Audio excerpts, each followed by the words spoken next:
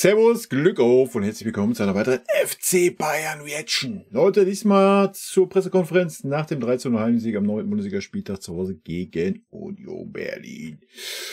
Bevor wir da reingehen, wie immer der Hinweis, wenn euch gefällt, was ihr seht, lasst doch gerne ein Abo da, Leute. Tut euch nicht weh, ist kostenlos auf YouTube und ihr unterstützt damit einfach, was ich hier so mache. Vielen lieben Dank. In diesem Sinne, rein in den Bums. 13:0 Sieg des FC Bayern gegen Union Berlin. Die beiden Trainer, Bo Svensson und Vincent Kompany, sind da und bereit für eine erste Einschätzung. Wie gewohnt, bitteschön, Bo. Danke. Erstmal Glückwunsch an Vinny und FC Bayern mit dem verdienten Sieg. Ich glaube, nach meinem Empfinden haben wir eine sehr gute erste Halbzeit gespielt, haben wirklich wenig zugelassen, was natürlich komisch klingt, wenn es 0-2 steht.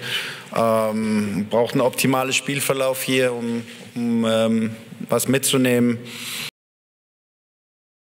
Das müssen wir halt auch mal sagen, habe ich auch im Vorhinein gesagt. Ne? Wir brauchen natürlich auch den Spielverlauf für uns. Ja? Und das war halt mit dem Elfmeter. Dann lief es natürlich in unsere Richtung. Sonst war Union schon sehr stark defensiv, ne? Und hat sich von dem 1:0 auch, was das anbelangte, nicht beeindrucken lassen, hat den Stiefel weiter durchgezogen.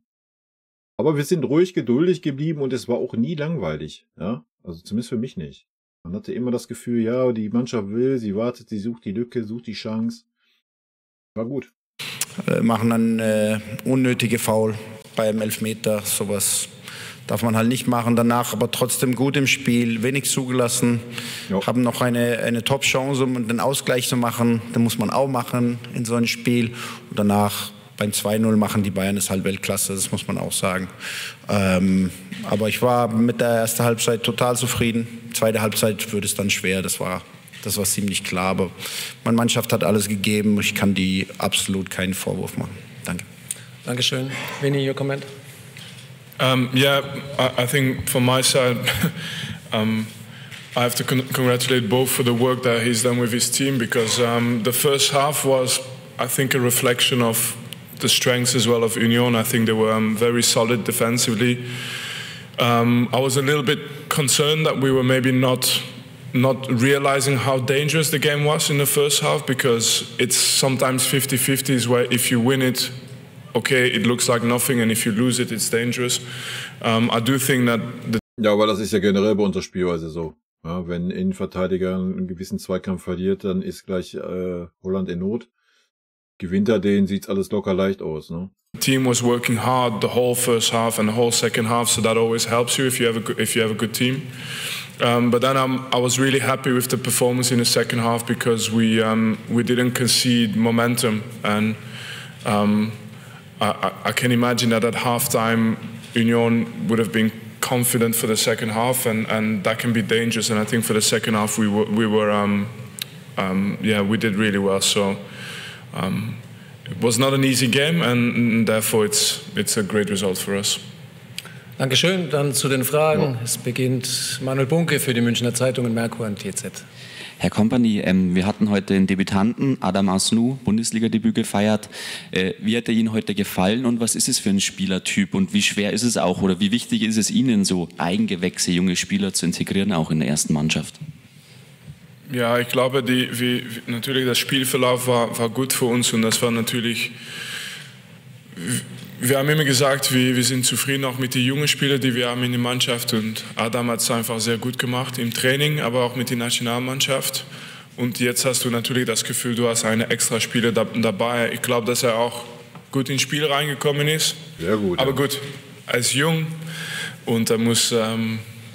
Er kann stolz sein, seine Eltern dürfen stolz sein und zufrieden, und jetzt muss er einfach weiterarbeiten. Es gibt noch sehr viel Arbeit auf dem Weg. Genau. Weiter geht's hier oben rechts, bitte. Ja? Nils Malzer, Berliner Zeitung. Bo, 2 Fragen an dich. Du hast gerade schon gesagt, du kannst der Mannschaft wenig vorwerfen. Gibt es trotzdem irgendwas, wo du jetzt im Nachhinein sagst, das hättet ihr besser machen können? Oder sagst du, mit jeder Leistung gegen so einen Top-Gegner wäre heute nicht mehr möglich gewesen? Und die zweite Frage, das war das Startelfdebüt in der Bundesliga von Leopold Querfeld. Wie hast du ihn gesehen? Kein Vorwurf machen. Also ich meine, das Elfmeter dürfen wir nicht machen. Das sollten wir besser lösen. Aber gegen so eine Top-Mannschaft so wenig zulassen in der ersten Halbzeit. Ich meine, das zweite Tor ist sehr, sehr schwer zu verteidigen. Das machen die brutal. Und danach haben wir, wie gesagt, mit Jordi die Top-Chance. Den müssen wir reinmachen. Ein paar Standards, wo wir auch ganz, ganz nah dabei waren. Kann man das als Vorwurf sehen? Ja, vielleicht, aber nach der Woche, den wir hatten und dann hier gegen so eine Mannschaft zu spielen, so einen Auftritt hinzulegen in der ersten Halbzeit, meine ich damit, kann ja keinen Vorwurf machen. Und ja, der Leo, in so ein Spiel nochmal reinzukommen, 20, aber das ist nur ein Zeichen, dass wir an diesen jungen Spieler halt glauben. Der Leo, top im Training, top Mentalität, top Junge einfach. Und der hat es verdient und der wird für die Zukunft ein sehr wichtiger Spieler sein für Union Berlin. Okay, dann doch noch zwei. Ja, erstmal hier in der Mitte, bitte. Ja, sorry. Bo, du hast heute auf der linken Schiene dich für Leite entschieden. War es, weil du Körfeld in der Startelf haben wolltest oder wie kam es dazu? Siehst du ihn da langfristig auch links? Den Diogo links? Nein, ich sehe ihn nicht langfristig. Das war für dieses Spiel.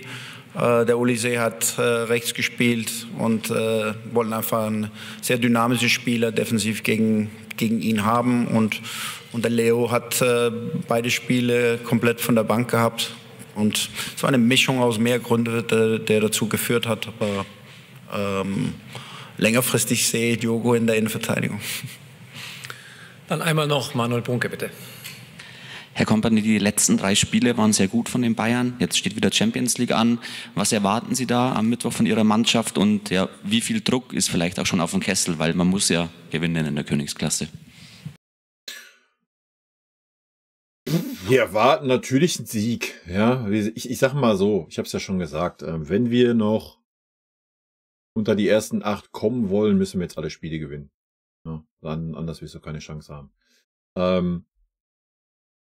Aber um unter die, was sind's, die ersten 24 zu kommen, alles gut.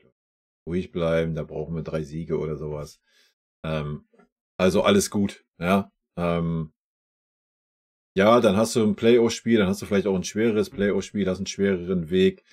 Aber wenn die Champions League gewinnen willst, musst du ihn schlagen. Ja. Und wenn das dann so ist, dass man erst durch eine Quali muss, ja, drauf geschissen, dann ist das so. Ja. Ja, Fakt ist einfach, dass jedes Spiel immer Druck mitnimmt in Bayern. Es gibt keine Spiele ohne. Ja, genau. Aber mein Fokus ist nicht auf die Druck. Mein Fokus ist einfach auf das nächste Spiel. Das Ziel ist immer einfach, wenn du vor Bayern Trainer bist, du musst immer versuchen zu gewinnen. Ja. Und das ist natürlich, was wir vorbereiten für das nächste Spiel. Und wenn Sie sagen, wir müssen gewinnen, außer dass wir immer gewinnen müssen, das stimmt auf jeden Fall. Aber dieser Format, wo 8 qualifizieren und dann nochmal 20 Mannschaften oder so noch eine Playoffs spielen, ich habe das nicht herausgefunden. Das heißt, klar, für diese Top 8 stimmt das, aber es geht jetzt nicht über in die Champions League oder raus. Ja, ich habe das nicht herausgefunden. Das ist dieses... Der Druck, ja, Leute, alles gut. Ja, meine Fresse. Wenn du 10., 11., 12. wirst, selbst wenn du 23. wirst, drauf geschissen. Ja, spielst halt 2 Quali-Spiele, ja, und gut. Ja, da musst du 2 extra Runden drehen. Ja, bist du dann selber schuld, dann ist das so. Natürlich ist das nicht unser Anspruch, da brauchen wir nicht drüber reden. Unser Anspruch ist mit Sicherheit unter die ersten 8 zu kommen. Aber da hättest du halt die beiden Auswärtsspiele nicht verlieren dürfen. So, ganz einfache Kiste, ja. Und darfst du dann jetzt einfach auch keinerlei Punktverlusten mehr leisten. Ja, wenn man dann guckt, welche Gegner da noch sind, ist das jetzt auch nicht so, dass das sagt, das ist ein Selbstläufer. Also, aber den Druck sehe ich auch nicht. Ja, Druck ist, wenn es darum geht, jetzt keine Ahnung, es ist der letzte Spieltag und du brauchst einen Sieg, damit du nicht raus bist. So, das ist auch, was er gerade vermitteln will. Dieses Format. Deswegen und noch eine Sache, ich werde es wahrscheinlich noch ein paar Mal sagen, bevor dieses Spiel Mittwoch, aber es gibt natürlich 20 oder 22 Vereine aus den Top 5 Ländern und deswegen ist es natürlich so, dass dieser Druck für die Top 8 immer da ist, die ist natürlich auch da für uns, aber jetzt sagen, dass es rein oder raus ist, das stimmt nicht und ganz einfach für uns, wir müssen immer gewinnen, also nur Fokus auf das. Dann vielen Dank, schönes Wochenende allen, gute Heimreise und dann. Dankeschön. Danke. Ja, sehe ich genauso.